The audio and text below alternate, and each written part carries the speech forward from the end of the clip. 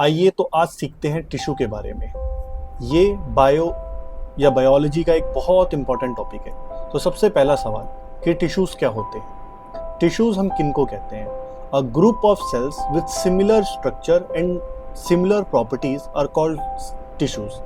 आसान भाषा में ऐसे सेल्स जिनका स्ट्रक्चर सिमिलर हो, जो सेम टाइप के फंक्शन परफॉर्म करते हो, उनको हम कहते हैं टिश्यू।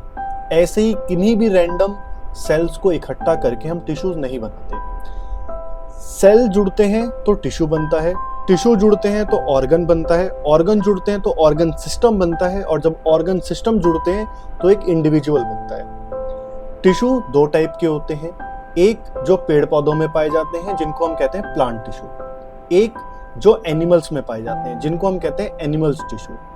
अगर हम प्लांट टिश्यू की बात करें तो प्लांट टिश्यू दो टाइप के होते हैं, एक मेरिस्टेमेटिक टिश्यू जिनको हम टेम्परेरी टिश्यू भी कहते हैं, और एक परमानेंट टिश्यू। आइए हम बात करते हैं मेरिस्टेमेटिक टिश्यू की। मेरिस्टेमेटिक टिश्यू वो होते हैं जो प्लांट की ग्रोथ में हेल्प करते हैं। ये टेम्परेरी हैं, ये प्लांट की लंबाई बढ़ने में, प्लांट कितना मोटा होगा, कितनी उसकी थिकनेस होगी, ये सब मेरिस्टेमेटिक टिश्यू पे डिपेंड करती है। मेरिस्टेमेटिक टिश्यू के जो सेल्स होते हैं उनकी खासियत ये होती है कि they always tend to divide. That means in bio, divide means multiply. One cell will become 2, 2 will become 4. This is the meaning of divide in bio.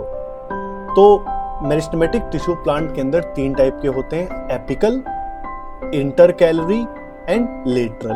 तो अगर एग्जांपल मैं आपको दूं, ये मान लीजिए एक हमारे पास प्लांट है, तो जो इसका बिल्कुल टॉप वाला हिस्सा होगा, यहाँ पर आपको मिलेगा एपिकल मेरिस्टेमेटिक टिश्यू, बीच में आपको मिलेगा इंटरकैलरी, और सबसे नीचे मिलेगा आपको लेटरल।